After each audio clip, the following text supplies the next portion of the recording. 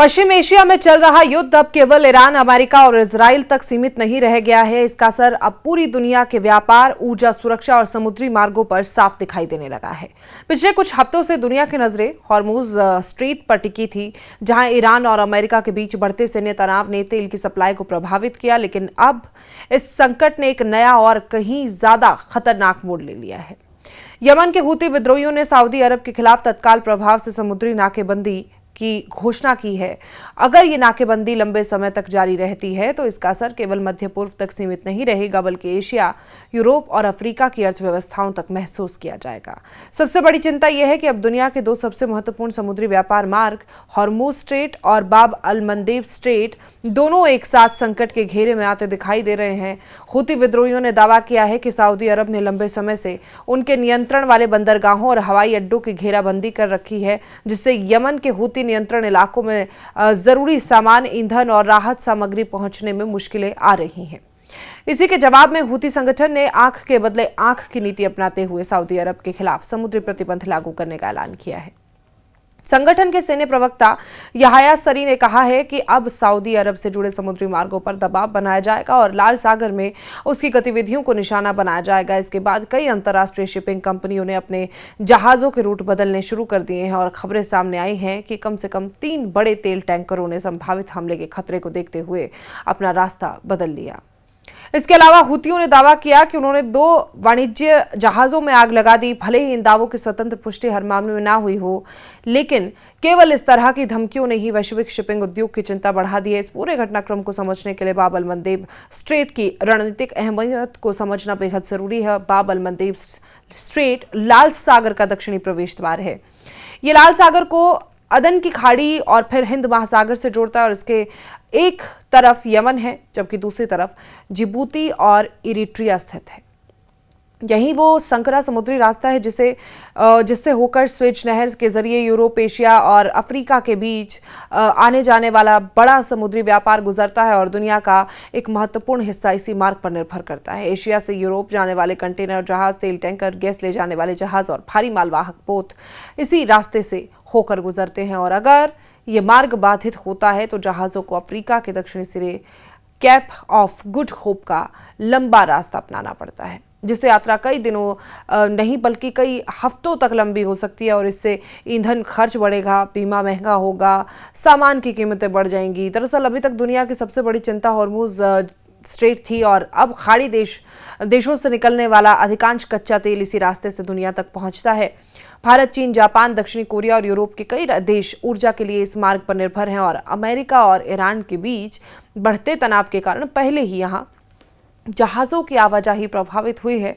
कई शिपिंग कंपनियां अतिरिक्त सुरक्षा इंतजाम कर रही हैं, जबकि बीमा कंपनियों ने युद्ध जोखिम प्रीमियम बढ़ा दिया है। लेकिन अब बाब अल मंदेब भी खतरे में आ गया है और इसका मतलब कि अगर हॉर्मुज और बाब अल मंदेब दोनों एक साथ संकट इन पर गहराता है तो दुनिया के ऊर्जा व्यापार और वैश्विक सप्लाई चेन पर दोहरा दबाव पड़ सकता है।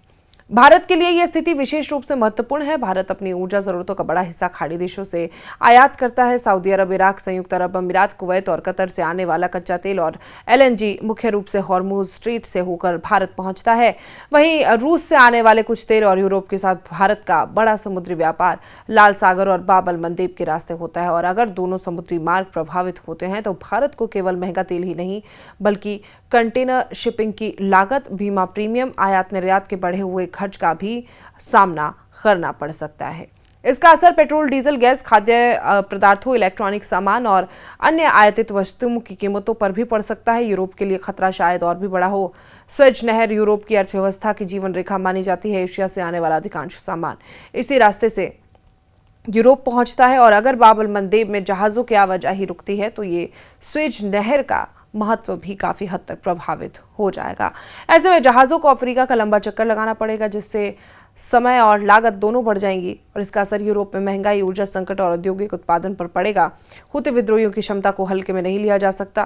पिछले कुछ सालों में उन्होंने ड्रोन, क्रूज मिसाइल और एंटी शिप मिसाइलों का बड़े पैमाने पर इस्तेमाल किया है। लाल सागर में कई अंतर्राष्ट्रीय व्यापारिक जहाजों पर हमले हो चुके हैं, कई जहाजों को नुकसान पहुंचा है, कुछ को रास्ता बदलना पड़ा है और यही वजह है कि अमेरिका, ब्रिटेन और उनके सहयोगी देशों ने लाल सागर में नौसैनिक अभियान शुरू की ताकि व्यापारिक जहाजों की सुरक्षा सुनिश्चित की जा सके। लेकिन इसके बावजूद खतरा पूरी तरह खत्म नहीं हुआ। ईरान और हुतियों के संबंध भी इस पूरे घटनाक्रम को और संवेदनशील बनाते हैं। पश्चिमी देश लंबे समय से आरोप लगाते रहे कि ईरान हुती विद्रोहियों को हथियार, तकनीकी सहायता और सैन्य प्रशिक्षण देता है। ईरान इन आरोपों से इनकार करता है, लेकिन ये माना जाता है कि हुती संगठन तथाकथित एक्सिस ऑफ रेजिस्टेंस का हिस्सा है, जिसमें लेबनान का हिजबुल्ला, इराक और सीरिया के कुछ सशस्त्र समूह भी शामिल माने जाते हैं। और अगर अमेरिका और ईरान के बीच संघर्ष और बढ़ता है तो हुती इस पूरे क्षेत्र में ईरान के रणनीतिक दबाव के साधन के रूप में और अधिक सक्रिय हो सकते हैं। सऊदी अरब भी इस पूरे घटनाक्रम को बेहद गंभीरता से देख रहा है। पिछले कुछ सालों में चीन की मध्यस्थता से सऊदी अरब और ईरान के बीच रिश्तों में कुछ सुधार देखने को मिला था, लेकिन मौजूदा युद्ध ने उस प्रक्रिया को झटका दिया। और अगर हुती लगातार सऊदी अरब के समुद्री व्यापार को निशाना बनाते हैं तो रियाद पर अपनी सैन्य प्रतिक्रिया तेज करने का दबाव बढ़ सकता है। इससे यमन का संघर्ष फिर व्यापक क्षेत्रीय युद्ध का रूप लेगा और अमेरिका के सामने भी बड़ी चुनौती है। एक तरफ उसे हॉर्मुज में अपने सहयोगी देशों और तेल आपूर्ति की सुरक्षा करनी होगी, वहीं दूसरी तरफ लाल सागर और बाब अल मंदेब में भी अंतर्राष्ट्रीय व्यापारिक मार्गों को सुरक्षित रखना है। और अगर दोनों क्षेत्रों में एक साथ सैन्य तनाव बढ़ता है तो अमेरिकन नौसेना पर दबाव कई गुना बढ़ जाएगा। और यही वजह है कि वाशिंगटन लगातार अपने सहयोगियों के साथ मिलकर इन समुद्री मार्गों की सुरक्षा सुनिश्चित करने की कोशिश कर रहा है। और पूरे संकट का सबसे बड़ा संदेश यही है कि आज के दौर में युद्ध केवल सीमाओं तक सीमित नहीं रहते।